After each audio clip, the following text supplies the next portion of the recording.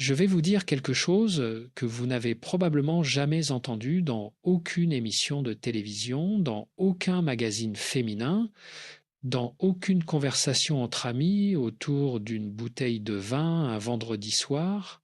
Et je vais vous le dire maintenant, dès le début, parce que je n'ai pas l'habitude de faire durer le suspense inutilement. Je suis thérapeute, pas magicien. Ce que j'ai à partager vient de 25 ans passés à écouter des gens me parler de leurs amours, de leurs désillusions, de leurs espoirs, qui ressemblent parfois à des brasiers et parfois à des bougies qui vacillent dans le vent, hein, ce que les hommes de 60 et 70 ans désirent vraiment chez une femme, c'est pas ce que vous croyez.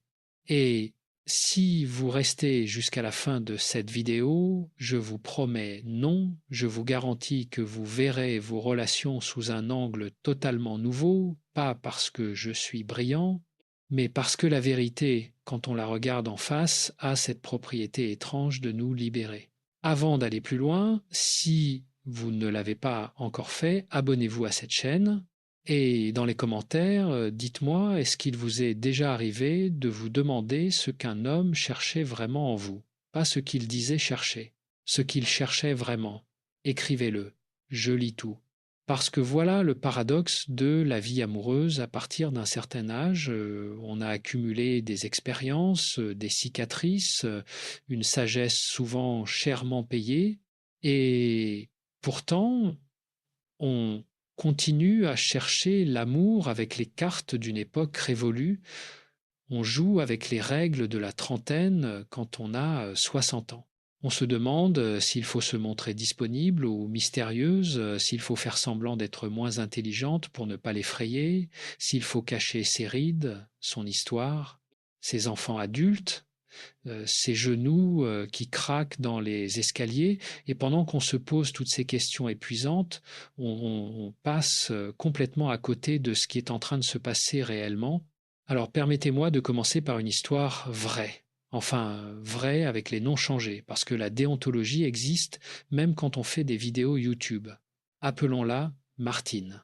62 ans, professeur de français à la retraite, divorcée depuis 8 ans d'un homme qu'elle décrit comme fonctionnellement présent et émotionnellement absent, ce qui, soit dit en passant, est une description qui mériterait d'être gravée quelque part dans les annales de la thérapie conjugale.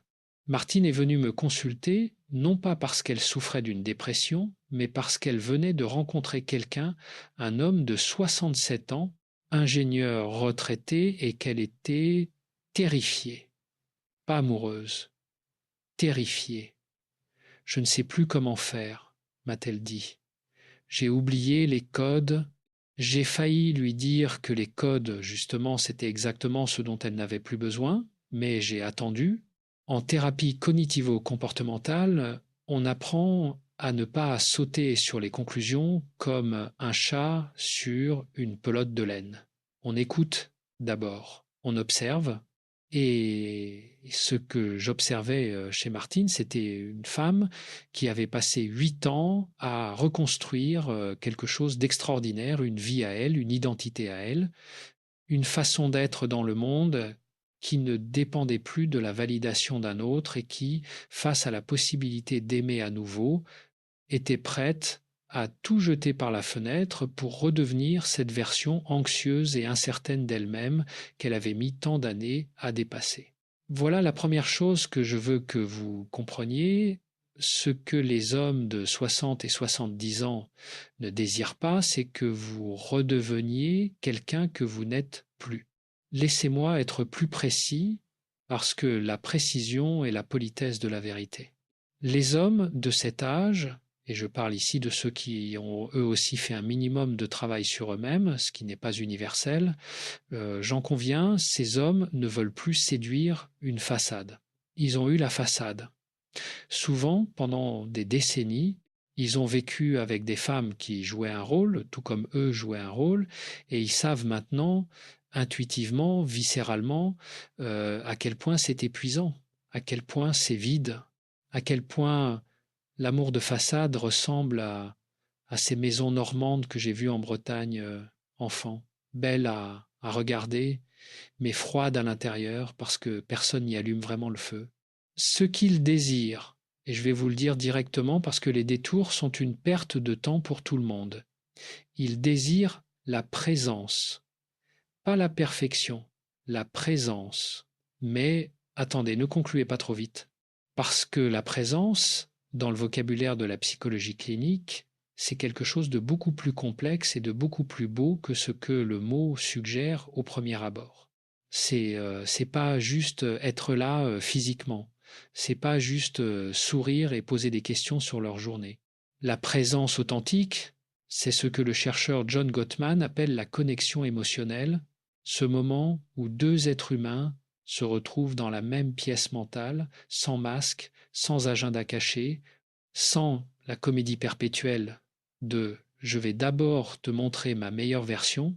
Et là, mes chers amis, vous allez peut-être vous dire, mais Christophe, c'est exactement ce que j'ai toujours voulu, moi aussi. Alors pourquoi est-ce si difficile à trouver? Pourquoi est-ce si difficile à offrir? Excellente question. Et j'y réponds dans quelques instants. Mais d'abord, avez-vous déjà eu l'impression de vous perdre dans une relation, de commencer à vous adapter tellement à l'autre que vous ne saviez plus très bien où vous finissiez et où il commençait? Écrivez-le dans les commentaires, parce que cette expérience, cette dissolution progressive de soi dans le couple, c'est l'un des thèmes les plus universels de ma pratique clinique. Et c'est précisément le contraire de la présence authentique. La science a quelque chose d'intéressant à dire là-dessus. Quand on parle de neuroplasticité, et je vais utiliser ce mot parce qu'il est important, même si je vais l'expliquer sans jargon, on parle essentiellement de la capacité du cerveau à se reconfigurer en fonction de nos expériences répétées. Pendant des années, si vous avez appris que l'amour nécessite que vous vous effaciez, que vous fassiez petite, que vous mettiez vos besoins au congélateur pour que les siens restent chauds, eh bien, votre cerveau a intégré ce schéma comme une vérité, il l'a câblé, il en a fait une autoroute neuronale, et chaque nouvelle relation emprunte cette autoroute, souvent sans que vous en rendiez compte. C'est pas votre faute. C'est de la biologie, mal orientée, mal utilisée, mais de la biologie quand même. La bonne nouvelle, et il y en a toujours une, même quand la situation semble désespérée, ce que je dis à tous mes patients, c'est que cette autoroute peut être reconstruite, pas overnight, pas avec une application de méditation ou un week-end de développement personnel dans les Alpes, mais progressivement par des choix conscients et répétés. C'est précisément ce que la thérapie cognitivo-comportementale propose, identifier les schémas de pensée automatiques qui vous sabotent, les questionner et en construire de nouveaux, pas en une séance, en plusieurs semaines. Mais ça marche. Les études le montrent et mes patients me le confirment régulièrement avec une sincérité qui parfois me touche profondément. Revenons aux hommes de 60 et 70 ans, parce que j'avais commencé par eux et je ne veux pas vous laisser en suspens plus longtemps. Voici ce que des années de cabinet, et je parle de dizaines d'hommes de cette tranche d'âge qui sont venus consulter seuls, souvent après une séparation ou un deuil, m'ont appris sur ce qu'ils recherchent réellement quand ils pensent à une relation. Attention, je vais énumérer, mais pas dans le sens d'une liste de courses, dans le sens d'une constellation de besoins qui forment quelque chose de cohérent. Premier élément de cette constellation, l'authenticité, j'en ai parlé, mais je veux approfondir. À 65 ans, un homme qui a vécu a développé, consciemment ou non, un radar pour la fausseté. Les théâtres joués, les émotions performées, les enthousiasmes simulés pour plaire, il les détecte. Pas toujours immédiatement, pas toujours avec les mots justes, mais il les ressent. Et ce qu'il ressent alors, c'est une forme de fatigue, une fatigue relationnelle profonde. Pas la fatigue de vous, mais la fatigue du jeu, du semblant, de la représentation permanente. J'ai eu un patient, appelons-le Pierre, 69 ans, qui m'a dit une chose que je n'ai pas oubliée. Christophe, m'a-t-il dit, à mon âge, on n'a plus envie de faire semblant d'avoir envie. ni qu'on fasse semblant de l'avoir pour nous. On veut que ce soit vrai ou on préfère être seul. Cette phrase contient une vérité thérapeutique que certaines personnes mettent 40 ans à formuler. Deuxième élément, la légèreté. Et là, attention, je vois déjà les sourcils se froncer. La légèreté n'est pas la superficialité. Ce n'est pas l'absence de profondeur ou de sérieux. C'est quelque chose de beaucoup plus subtil. C'est la capacité à habiter le moment présent sans le charger de tout le poids de l'histoire passée et de toutes les angoisses de l'avenir. Être avec quelqu'un de léger au sens noble du terme, c'est avoir l'impression que la vie est encore possible, que la nouveauté est encore possible, que le rire est encore possible même quand on a 70 ans et deux prothèses de hanche. Et ici, mes chers amis, de 45 à 65 ans, voilà où je veux vous faire réfléchir. Portez-vous cette légèreté en vous, ou êtes-vous, au contraire, devenue experte à transporter votre passé relationnel comme un sac à dos trop chargé que vous posez sur les épaules de chaque nouvelle rencontre? Ce n'est pas un jugement, c'est une question clinique honnête. Parce que l'une des erreurs les plus fréquentes que j'observe chez les femmes qui cherchent l'amour après 45 ans, c'est de confondre l'expérience avec la sagesse. L'expérience, c'est ce qui vous est arrivé, la sagesse, c'est ce que vous avez appris de ce qui vous est arrivé. Et la vraie sagesse, contrairement à l'expérience brute, n'alourdit pas, elle allège. Permettez-moi un exemple concret. Vous avez peut-être vécu une relation dans laquelle un homme vous a trompé. C'est douloureux, c'est déstabilisant, et ça laisse des traces, personne ne le nie. Mais si 10 ans plus tard vous entrez dans une nouvelle relation en scrutant chaque message de son téléphone, en interrogeant chaque retard, en interprétant chaque moment de silence comme un prélude à une trahison, alors vous n'avez pas intégré votre expérience, vous l'avez simplement déplacée comme un meuble qu'on transporte d'une maison à l'autre sans jamais se demander s'il mérite vraiment d'occuper ce nouvel espace. En thérapie cognitive, on appelle ça un biais de confirmation. Votre cerveau, traumatisé par une trahison passée, va chercher et trouver des preuves qui confirment que la trahison est inévitable. Ce n'est pas de la méfiance rationnelle, c'est du sabotage neurologique involontaire.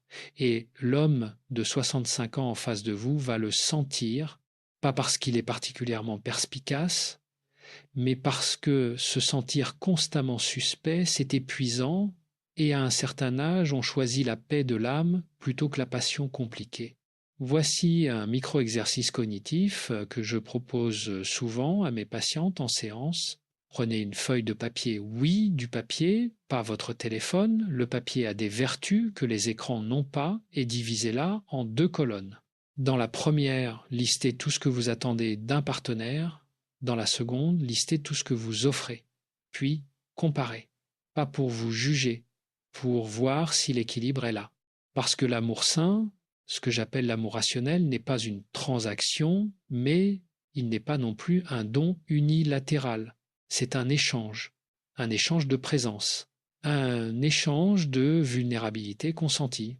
Puisque je parle de vulnérabilité, et je vais y passer un moment parce que c'est crucial, voici quelque chose que la recherche de Brené Brown a mis en lumière de façon spectaculaire, puisque, et qui rejoint tout à fait ma propre expérience clinique, la vulnérabilité est le moteur de la connexion humaine authentique. Pas la faiblesse, pas l'effondrement, la vulnérabilité choisie, délibérée, le fait de dire voilà qui je suis, voilà ce que j'ai vécu, voilà ce qui me fait peur, sans attendre en retour une validation, mais en offrant simplement de la vérité. Les hommes de 60 et 70 ans qui ont travaillé sur eux-mêmes, et encore une fois j'insiste sur cette nuance parce qu'elle est importante, ces hommes ne veulent pas une femme sans faille. Ils veulent une femme qui n'a pas peur de ses failles. C'est très différent. Une femme parfaite, ça n'existe pas, et ils le savent.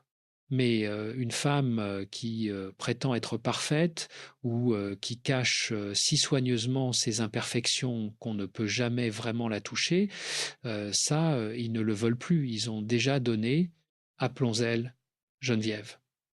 58 ans, avocate brillante, magnifique dans tous les sens du terme, et qui me consultait parce qu'elle enchaînait les relations courtes avec des hommes qui finissaient tous par partir en lui disant à peu près la même chose: tu es formidable, mais je ne sais pas vraiment qui tu es. Elle ne comprenait pas. Comment pouvait-il ne pas la connaître alors qu'elle leur donnait son temps, son intelligence, son humour, son attention? La réponse était simple et un peu douloureuse à entendre. Elle leur donnait tout, sauf elle-même. Elle donnait la performance de Geneviève, pas Geneviève. Et la différence, aussi subtile qu'elle paraisse, se sent toujours. Ce sur quoi nous avons travaillé ensemble pendant plusieurs mois, c'est ce que j'appelle le droit à l'imperfection relationnelle. Le droit de dire j'ai peur de te perdre sans stratégie de communication, le droit de ne pas avoir la répartie parfaite à chaque instant, le droit d'exister dans une relation sans être continuellement en représentation. Et là, je sens une question se former dans votre esprit, peut être même deux. La première, est-ce vraiment ce que les hommes veulent? Ou est-ce que je projette ma vision de thérapeute sur des individus qui, dans la réalité, sont bien plus superficiels que ça? Honnêteté totale, certains le sont. Il serait naïf de prétendre que tous les hommes de 60 et 70 ans ont atteint une maturité émotionnelle remarquable. Certains cherchent encore à cette époque de leur vie une jeune femme pour remplir un vide narcissique. Et si vous êtes face à un de ceux-là, ma chère amie, éjectez-le de votre vie avec la même facilité et la même absence de culpabilité avec laquelle vous sortiriez du lait périmé du réfrigérateur. La date de péremption est dépassée, on passe. Mais pour les autres, ceux qui ont traversé des pertes, qui ont fait face à leur mortalité, qui ont vu partir des amis ou un conjoint, qui ont regardé leurs enfants grandir et s'éloigner, qui ont eu le courage de se retrouver seuls avec eux-mêmes et d'apprendre à cohabiter avec cet inconnu qu'ils découvraient. Pour cela, les priorités ont changé de manière fondamentale. Et la science du vieillissement le confirme. La théorie de la sélectivité socio-émotionnelle de Laura Carstensen, chercheuse à Stanford, dont le travail mérite bien plus de reconnaissance qu'il n'en a dans le grand public, explique que plus les individus avancent en âge, plus ils orientent leur énergie sociale vers des relations de qualité plutôt que de quantité, le réseau social rétrécit, mais la profondeur des connexions souhaitées s'intensifie.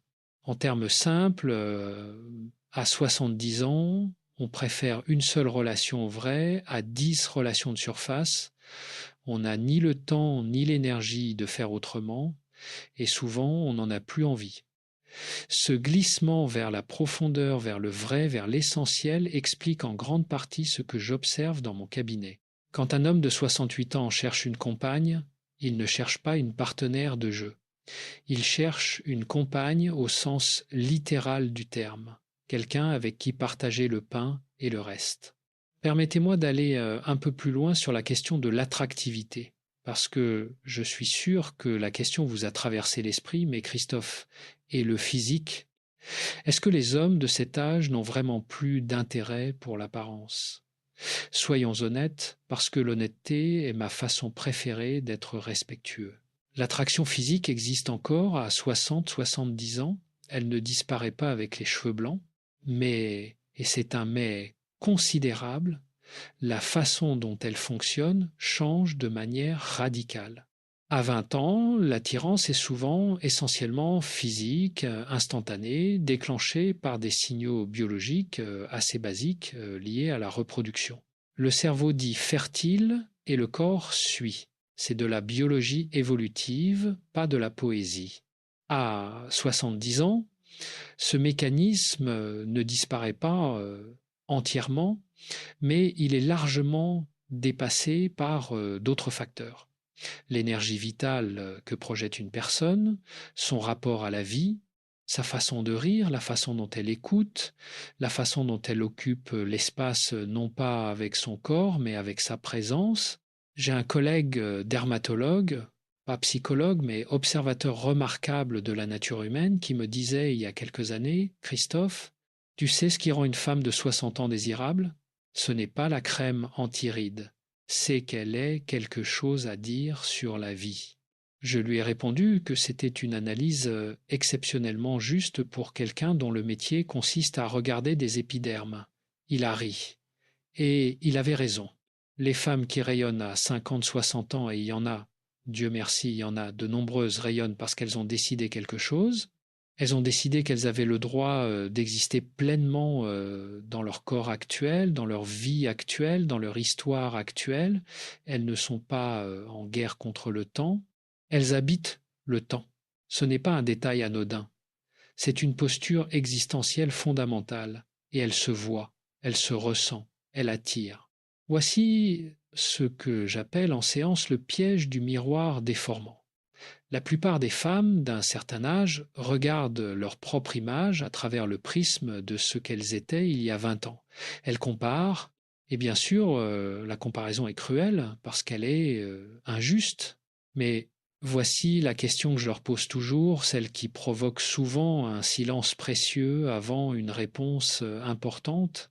Est-ce que vous vous regardez comme l'homme que vous désirez vous regarderait?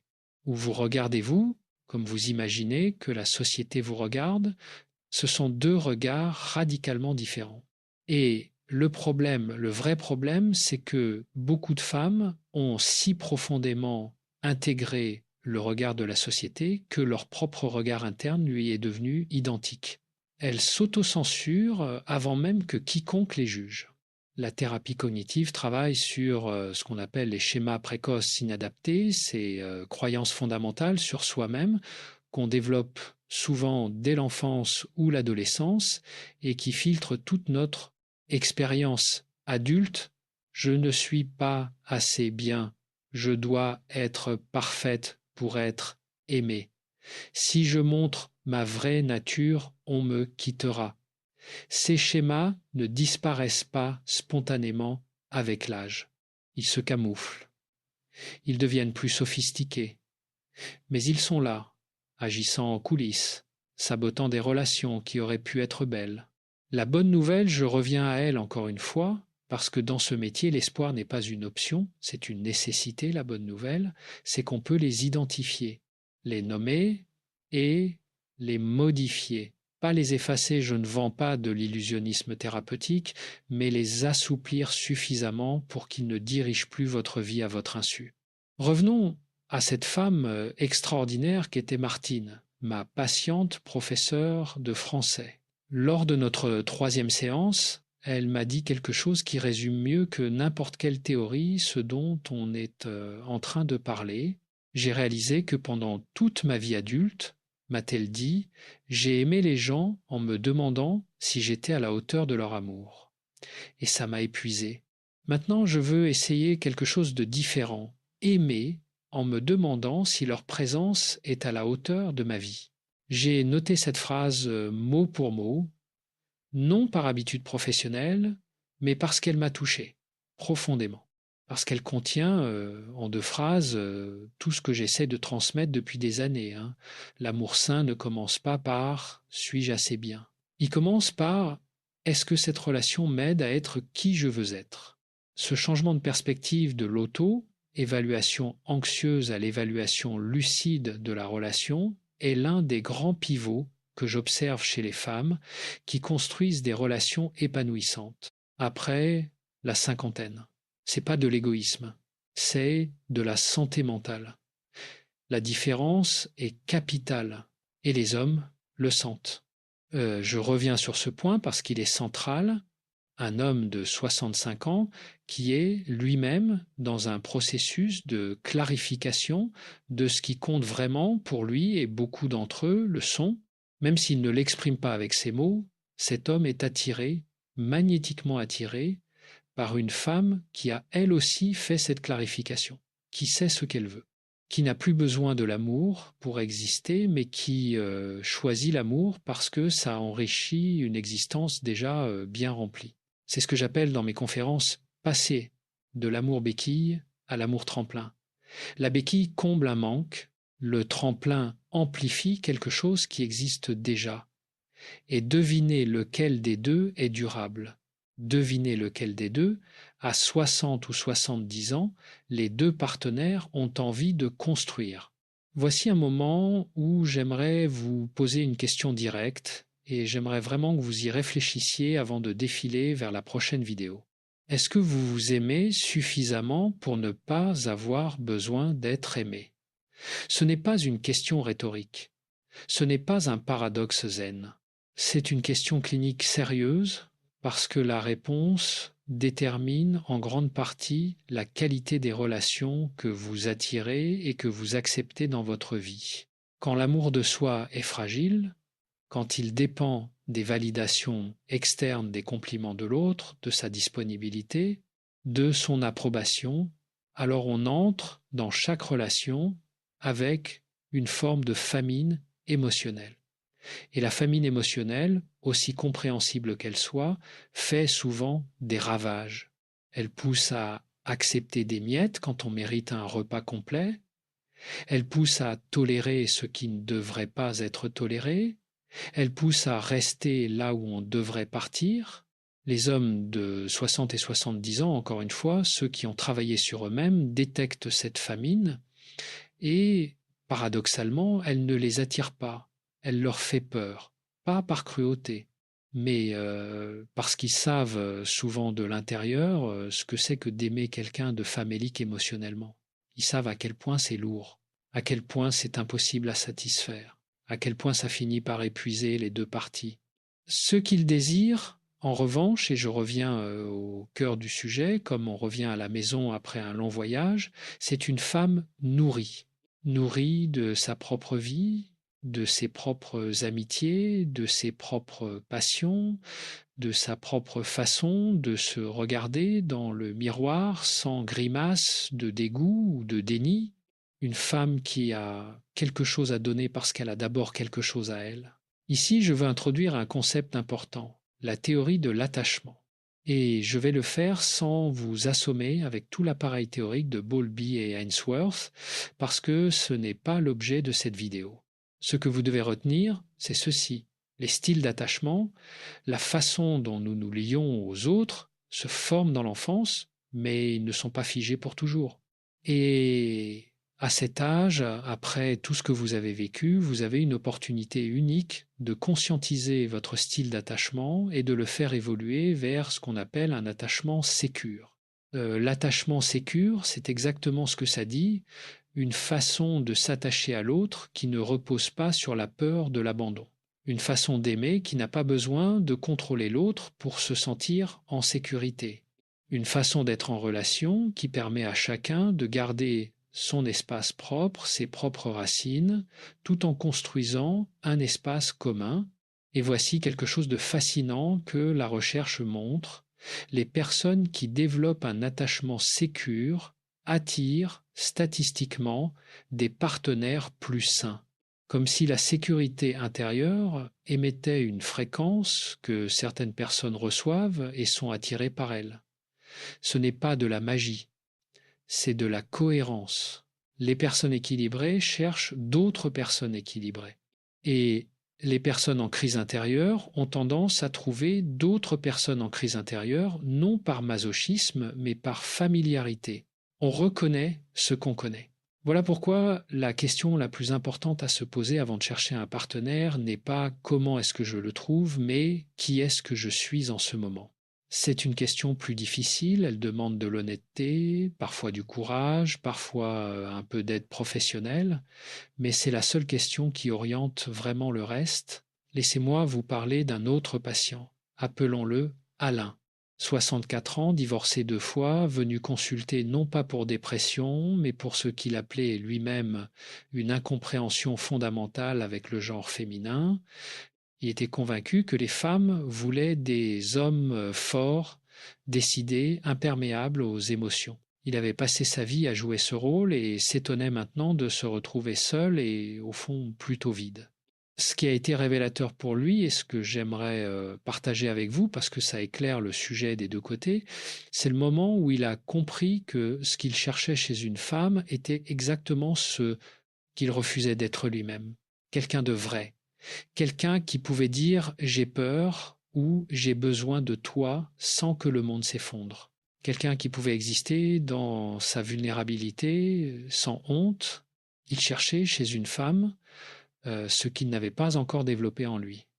Et bien sûr, dès qu'il trouvait une femme capable de cette vulnérabilité, il était à la fois attiré et terrifié. Il s'en allait, parce que sa propre rigidité intérieure ne pouvait pas accueillir cette douceur étrangère. Je vous raconte cette histoire non pas pour excuser les hommes qui fuient la profondeur, ma chère amie. Si quelqu'un fuit votre profondeur, il ne mérite pas d'y plonger, mais pour vous montrer que la question de ce que les hommes désirent chez une femme est intimement liée à la question de ce qu'ils ont développé ou non en eux-mêmes. Et que vous, de votre côté, vous ne pouvez pas et ne devez pas vous adapter à leurs limites non résolues. Vous pouvez seulement être vous-même et laisser vos choix faire le tri. Ce que j'appelle, avec une métaphore que j'utilise souvent en séance, la politique du terrain propre. Vous ne pouvez pas contrôler qui vient sonner à votre porte. Mais vous pouvez contrôler l'état de votre propre terrain. Si votre terrain intérieur est clair, équilibré, bien entretenu, les personnes qui correspondent à cela auront envie d'y rester. Les autres repartiront d'elles-mêmes. Et vous n'aurez pas à vous demander pourquoi. Voilà un des grands paradoxes de l'amour sain. Plus vous travaillez sur vous-même, non pas pour plaire à quelqu'un en particulier, mais pour devenir la version de vous-même que vous respectez le plus, plus vous attirez des personnes qui méritent votre attention. C'est pas de la loi de l'attraction New Age. C'est de la psychologie empirique.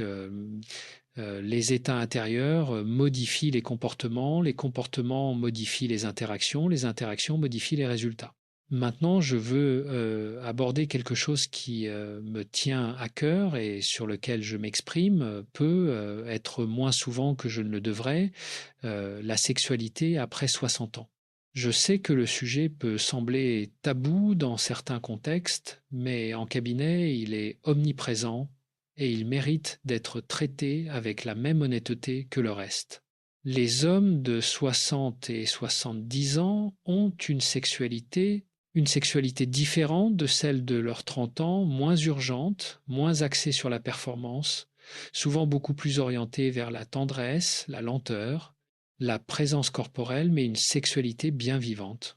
Et ce qu'ils désirent dans ce domaine, là encore, rejoint tout ce dont on a parlé, pas la performance, pas l'artifice, mais la présence, la liberté d'être là, dans le corps qu'on a, avec l'histoire qu'on a, ce que beaucoup de femmes de votre génération ont appris souvent de manière implicite, souvent en absorbant les messages de la culture ou de partenaires maladroits, c'est que leur corps sexuel avait une date de péremption, que passé un certain âge, elles devaient soit se résigner, soit simuler.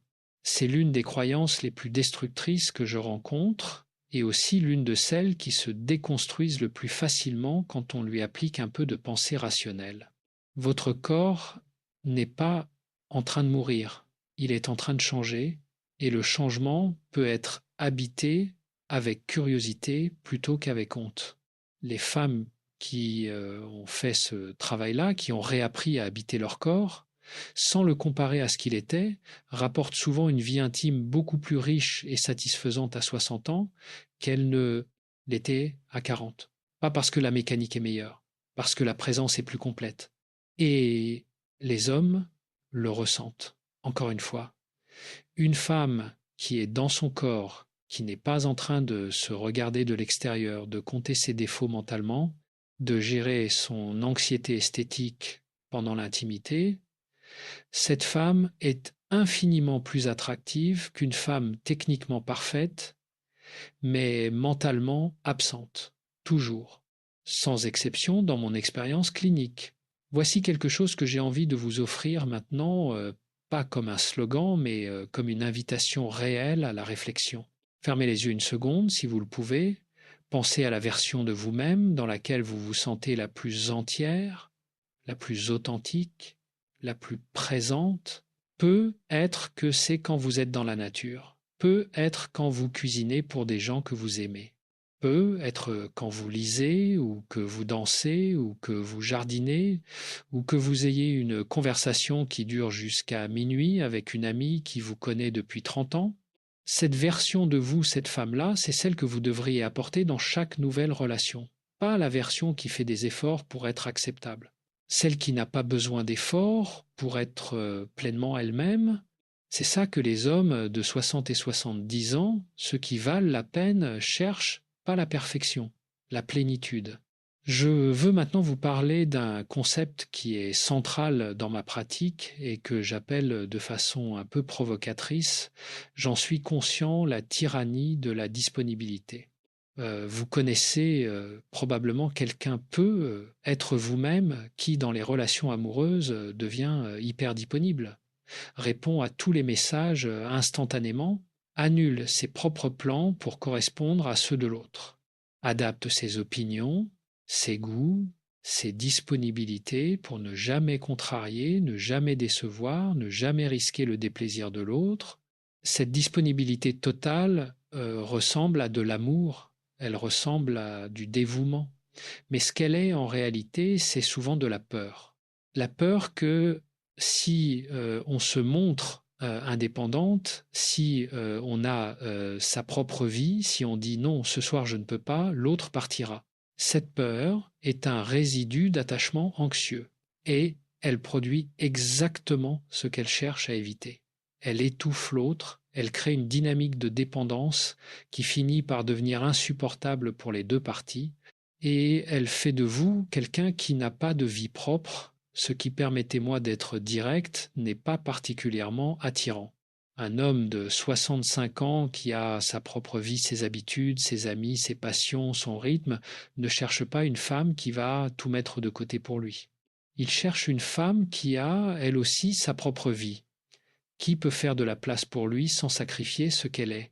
Qui peut l'accueillir dans son monde sans se dissoudre dans le sien? La complétude appelle la complétude. L'incomplétude appelle souvent le déséquilibre. Alors si vous avez tendance à cette hyperdisponibilité, voici l'exercice que je prescris régulièrement, chaque semaine. Planifiez au moins une activité qui vous appartient entièrement et qui ne peut pas être annulée pour l'autre, sauf urgence réelle, pas urgence inventée par l'anxiété de plaire. Un cours de yoga, un dîner avec une amie, une sortie au musée seul avec vos pensées, et tenez-vous à ce plan, non pas pour jouer à être indépendante, les jeux relationnels sont épuisants et transparents, mais pour rappeler à votre propre système nerveux que vous existez en dehors de cette relation, que vous existiez avant, que vous existerez après, et que cette existence vaut quelque chose. Parce que voici ce que j'ai observé dans ma pratique. Les femmes qui maintiennent leur vie propre tout en étant en relation, non seulement sont plus épanouies, ça, c'est assez évident, mais elles sont aussi plus désirées. Pas parce que leur indépendance rend l'autre jaloux ou anxieux, ce serait de la manipulation, et la manipulation n'est pas au programme dans mon cabinet, mais parce que leur complétude les rend réelles. Et les gens réels, à 65 ans, on les chérit. Je veux maintenant vous parler d'un dernier aspect, et il peut être le plus profond de tous. Il concerne le sens. À partir d'un certain âge, et la recherche gérontologique le confirme de façon répétée, les grandes questions existentielles reviennent au premier plan. Qui suis-je? Qu'est-ce que j'ai vraiment fait de ma vie? Qu'est-ce qui reste à faire? Qu'est-ce qui me survivra? Ces questions, loin d'être déprimantes, sont en réalité libératrices quand on ose les affronter et elles changent complètement ce qu'on cherche dans une relation. Un homme de 70 ans qui a affronté ces questions, qui s'est assis avec elles, qui a traversé parfois une nuit sombre de l'âme et en est ressorti avec quelque chose de plus clair.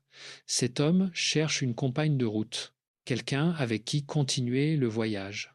Quelqu'un qui a elle aussi ses propres réponses à ses questions, qui a sa propre carte du monde, qui n'a pas peur de parler de ce qui compte vraiment. De la mort peut être des regrets, des rêves qui n'ont pas été réalisés, des rêves qui restent encore possibles. Cette conversation-là, profonde, honnête, traversée de vulnérabilité et de courage, pour être la plus belle chose que deux êtres humains puissent partager à cet âge.